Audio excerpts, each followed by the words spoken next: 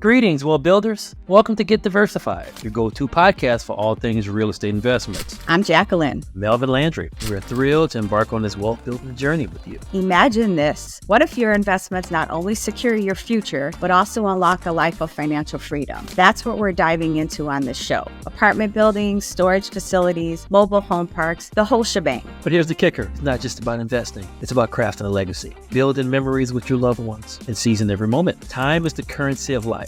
And let's be real, none of us wants to waste. We've got the insights, experience, and dash of excitement to spice up your investing game. Plus, we'll throw in some real-life stories that'll make you see the potential in every brick and mortar. Subscribe, buckle up, and get ready to turn your investments into the ticket to financial freedom. Together, we're not just building wealth, we're building the community of savvy investors. Let's get diversified.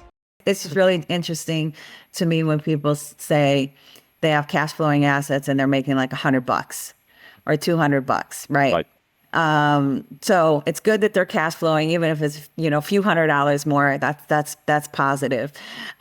So tell me how you got into mobile home parks, because you had a manufacturing job, you read a whole bunch of books, and then all of a sudden you started operating mobile home parks. And so talk to me a little bit about how that came to fruition and how you learned about all this stuff that makes a successful asset in the end. Yes, absolutely. That's a kind of funny story. I still have people, friends and family in Germany asking me, like, you do trailer parks like Eminem, 8 Mile, like Slim Shady? I was like, yeah, they're trailer parks and there's mobile home parks, right? So we're not buying the D-class mobile home parks. But anyway, how do I get into those? I joined a mastermind called My First Million Multifamily, which is focused on apartments mainly. And that's how I did my first commercial deal, was with apartments. They call it the Deal Room in short. It's a really great group. I'm still in it today. I'm actually teaching the underwriting for mobile home parks in that group with my partner, Tim Woodbridge. And he's the asset ace, so to speak, in that group. And from there, I just met a bunch of people. And one of them was Tim. And we just started talking and we did a deal together. And we really liked how we were working with each other. And also the core values were aligned really well. We have a completely different background, where he comes from, where I come from. But there's some similarities there, which there's a nice overlay, so to speak. And we just get along really well from a business perspective, and we complementing our weaknesses and strengths really well, which is really good. So I didn't have the broker relationships, especially in the mobile home park world. He does. He's like the master extraordinaire networker. Like, he can network. Everybody likes him. He's a nurse. He was a nurse in his previous career, and you can tell he can connect with people such an extraordinary level. And I'm the analytical guy, underwriting guy, details guy, and Tim hates underwriting. So it was just perfect, because I love underwriting. So it was kind of the perfect mixture, starting to work together. And then from there, we just did that deal in Spartanburg, South Carolina together, where you were in, Jackie, as well. That was kind of like the beginning of our relationship. And then from there, we bought more and more parks. We raised over $4 million last year on deals. We have a lot of deals in the pipeline for this year. And I'm really looking forward to seeing how we end this year, because if we get everything close that we have in the pipeline, we should cross the 1,000 unit mark here this year between Tim and I. So that's really exciting. And then he taught me a lot how the asset class operates. To your question, how I learned everything. I actually always having the stigma of mobile home parks that you own just the land. There can't be much tax benefits. And back to my comment earlier, I was always looking for tax benefits. So if I don't own the home, what can I actually write off? I wasn't interested. And then he told me, like, whoa, no, actually it's all land improvements. They're on a shorter schedule. You actually can do the depreciation on a much faster schedule and actually write off a lot in year one. I was like, oh, now I'm interested. And then you mean to tell me I don't own any of the homes and I just get the rent, and people don't own like the land, if they lease the land from you, and then they're very sticky tenants, because moving a home is like $5,000, $6,000, $7,000 depending on where you live. You need to get permits and everything, so tenants don't really move. That's amazing. And then I did more research, and there's not many books out there about mobile home parks either. So I started listening to podcasts and joined other masterminds more tailored to mobile home parks, and went to conferences. And then I just fell in love with the asset class immediately. And then just learning by doing, being out there and actually doing it, operating them. That's how you learn the most. So in books, you get the fundamentals, but once you're actually in the trenches, that's when you learn the last, 20-30% that you need to learn. Yeah. I love that. And you're right. There is a stigma of like mobile home parks being in this D-class area. Right. And I think, when we were raising money, right, and I said, hey, you want to get involved in this investment in this mobile home park, everyone's like, because it doesn't sound sexy, right? Everybody wants the 1,000-unit apartment building, the 500-unit apartment building. And look, I don't care what's sexy or not sexy. I love what you're doing with so it's considered affordable housing, right? I think a lot of people are downsizing. The definite buzz is, mobile home parks and getting into something smaller and spending more of your disposable income on things that you like travel or whatever you're doing. So I love that. And actually, I think a lot of people are trying to get on the bandwagon of doing or buying mobile home parks, right? So do you envision this to be like a long-term thing, or you think it's going to have its ups and downs? Like, I feel like everybody's kind of shifting from multifamily and other assets into mobile home parks because that's the thing. And I think we got in when we got in, when we met at a really, really good time and with a really good investment. But do you think it's going to last forever? Or do you think that you need to constantly be looking at other asset classes to see when you should diversify? I think it's not going to last forever. I think there's more and more competition coming into the market. I think it's still very early because of the stigma, which helps. That just leaves more for us, to buy more and have less offers per deal, obviously. But if you go to like the conferences, I've just been at MHI in Orlando, and you can see institutional investors coming in and connecting with operators. We've been contacted by several people. They're not really wholesalers, but they know a lot of people like PE firms, like private equity. And they're actually contacting a lot of operators and to pull up like thousands and thousands of units from mom and pop operators or operators like us and just sell the entire package to PE.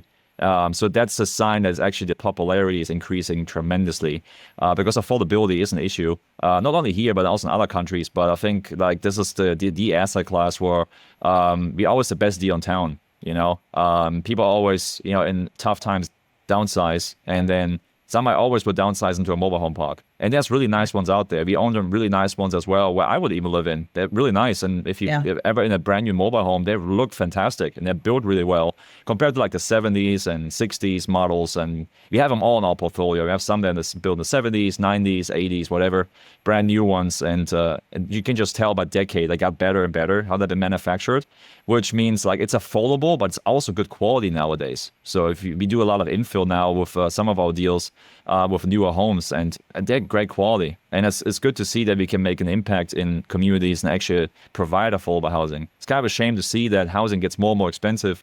Affordability is an issue. And there's a lot of mobile home parks out there half empty because nobody really cares. Like some of the operators that have it, they have no loans on them, they're cash flow, but they could have 20, 30, 40 more spots, which could be 40 families being housed there for relatively cheap, right? So that's where we come in and build this relationship with brokers, and also wholesalers, etc., even with sellers directly, if we know them, and buy these parks up and maximize their use and actually get the occupancy up, which makes money for our investors, obviously, for us as well, and provides housing for families, affordable housing on top of it. So we're solving a lot of problems for different groups of people. Exactly.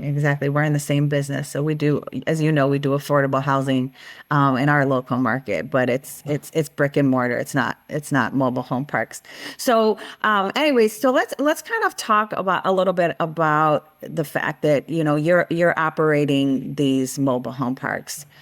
Tell me some things that people may not know about running a mobile home park. What are some of the things that maybe people don't think about and that could get complex?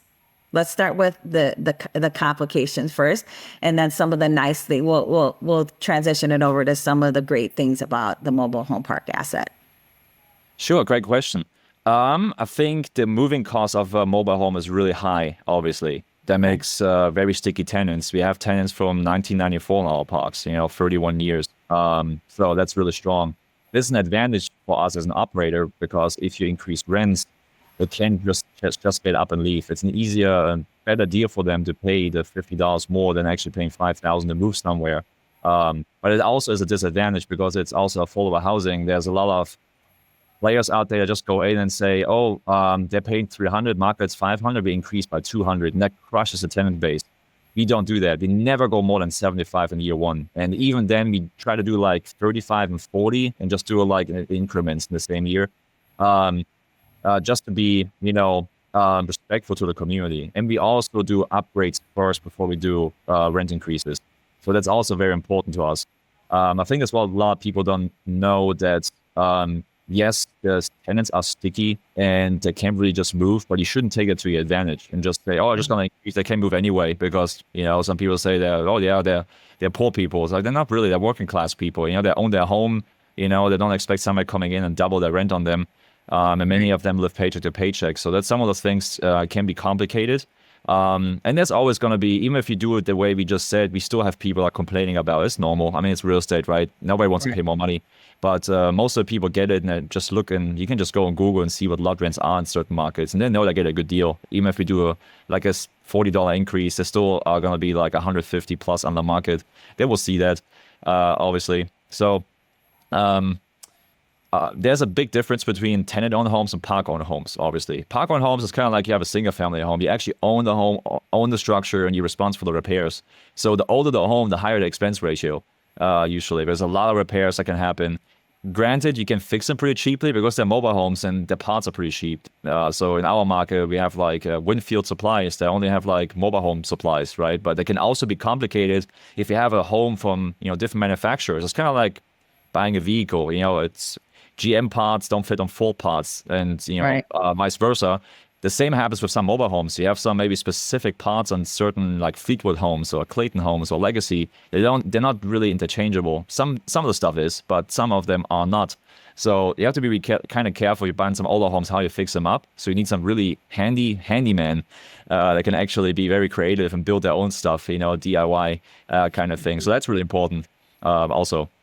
Okay, cool. So how do you, I guess I was meaning to ask this question. How do you determine what your business approach is when you buy a mobile home park? So I know in the one that we're involved in, the decision was made, or the business plan was to convert the park-owned homes, or the homes that we owned, into tenant-owned homes, so that we can reduce our expense ratio. Because as you said, the expense ratio gets higher, especially if the mobile home parks or the mobile homes are older. So, but how do you determine what that business strategy is when you're buying a mobile home park? It's like, should we convert half of them to tenant-owned homes? Should we not convert any? Should we just grow up on the rent? Like, how do you determine that? Give us some insights. Yeah, it's usually depending on the market, right? If it's like a small town somewhere in the middle of nowhere, it's probably very hard to sell those homes off. There's usually some tenant base. It's just they're going to be renters. They only want to be renters. You cannot really force people if they're already in their home to actually buy the home. Of course, you can just say, okay, lease runs out, create some organic turnover, and then sell it from there. Like the deal that we are both together in Spartanburg. It's a very hard market. The growth is like 15-20% each census. It's really hard. So you can really sell the homes really, really fast, and also for a really good price as well. So the market is one thing how we determine that, and also the entry price of the deals very important as well, to see what are we buying the inventory for. So maybe for the audience, just a quick overview of that. You basically just put a cap rate on the lot lease NOI, whatever the lease amount is for the home, for the land, so to speak, and that gets capped. But the park income, the park owned home income for the home itself, is basically attaches like a different expense ratio to it. So that's why you usually buy just inventory value, because you literally get in titles like for a vehicle, basically. So you buy an inventory. So based on that, you have to see how new or old those homes are and what the inventory value is. And then you can kind of determine, do I sell those off cash, or do I sell those off over longer periods of time? Because even in a small market, you won't be able to pay, or someone won't be able to pay like $60,000 for brand new mobile homes. You probably have to do like a 30-year note with people. But if you're like you have a lot of older homes, like they're maybe $10,000, $15,000 is their value, and you're in a really hot market, you can easily sell those off for $10,000, $15,000 cash, and turn them really quickly. Maybe you can take that cash, especially if you buy like 60, 70 of those at a time, you can turn those around and return investor money real fast. And what you're doing, you actually rapidly reducing your maintenance expenses and the expense ratios because you sell those off. And you also enable people to be homeowners at the same time. So everybody wins. The investors get their money back faster because you can return that capital really, really quick in a hot market. And then also we enable affordable housing for people so they buy their homes. So we don't force it to anybody. We just create like organic turnover and then just sell it off. So that's why we like to target good markets that have some good growth and some strong employer base as well, because people want to move there and want to live there. So and then you just go like really as easy as Facebook Marketplace. It's like the go-to spot for mobile homes, selling them, renting them, buying them. It's like the new Craigslist. We don't even bother with Zillow. I talked to so many operators, and when I got started in MHP, I was like, is really Facebook Marketplace the only place? I was like, yeah, that's what we do all the time. We just boost the ads, put some ChatGPT description in there, nice pictures and a walkthrough video. And we do the same thing. It works great. I mean, we have like 20, 30 people a day reaching out just on Facebook Marketplace on our listings. It's pretty wild. Again, in the hot market. So if that slows down, if you're in like a 3,000 person town, obviously, that slows down dramatically. Yeah. So maybe have like 2 or 3, and then they're probably just riffraff, obviously, and tire kickers. But it takes more time, but we underwrite it that way. So if we make a move in a smaller town, we don't expect we're going to turn 30 homes a year, maybe just 5 or 10. So I know it's kind of a long answer, but there's a lot of moving pieces on that, because that's one of the reasons why I like mobile home parks so much. You can be very creative. There's so many ways to make money with an asset or in an asset class itself, that there's more than one way to success. That's what I really love about it. Yeah, I love that. And I love that you talked about, similar to multifamily, you talked about knowing your environment, right? Knowing how to create that strategy, but there's multiple strategies where when you're looking at buying a large multifamily building, there is still multiple strategies that you can do with that by organically increasing rent or making capital improvements. But comparing that to mobile home parks, based on the things that you said, you have a lot of different opportunities. So guys, when you're going to buy a mobile home park or you're thinking about partnering, somebody, you got to partner with Matthias. He knows the different options that you have and what may be a better fit for your market. And just as a FYI, the deal that we're in, not only did they buy right, not only was their business strategy right, we got cash distributions within, I think it was 30 or 40 days after closing the deal. Haven't missed a distribution yet. And I think we're already hitting close to our 2-year milestone KPIs, and we're still in year 1. So these are great operators, folks. So Matthias, I know we've been talking quite some time here. What is your vision for the company, in the next 5 years? Sure. Yeah. So Tim and I have a big, hairy, audacious goal, the BHAG, right? So our big goal is to be in the top 50 operators in the country for mobile home parks. So that means we have to have roughly like $250 million of assets under management. That's about probably 4,000 to 5,000 lots, roughly, mobile home lots. So that's our big audacious goal. So that's 100 million by 2027. Just like, it's not going to be a linear growth. We realize that, but we already have a lot of opportunities for bigger deals. We're chasing deals down to like 320, 380 lots at a time right now that we are chasing in our local market here at the moment. So, and then those are like the slower going deals where there's off market and everything. And I think we already seen like the trajectory is going up and up and up. We're really confident we can get there. And our vision is to impact as many communities as possible positively, obviously. And in the meantime, make our investors a lot of money, give them a ton of tax benefits, and treat our residents right. So that's what our current vision is. I love it. I love it. So Matthias, if the folks that are listening want to contact you to find out more about mobile home parks or considering buying one or maybe want to partner with you, how do they find you?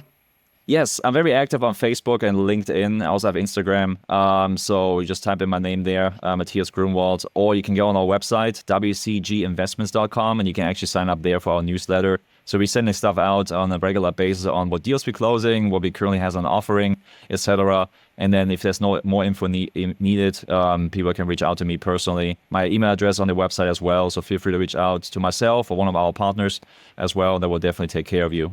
We also have a free ebook that we created to kind of get people familiarized with mobile home parks as well, and all the benefits from mobile home parks, like the tax benefits, what kind of returns I can expect from WCG investments. So feel free to reach out and I can send it over to you guys.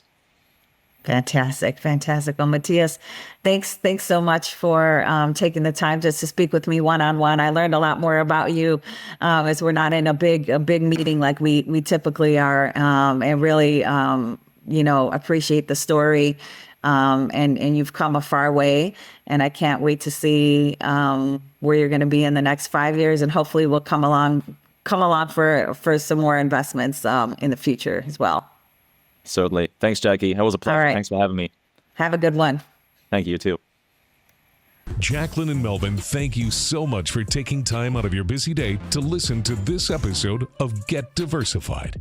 Please make sure to subscribe to our podcast so you don't miss out on future episodes.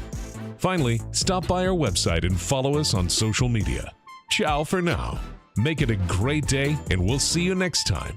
And remember, get diversified.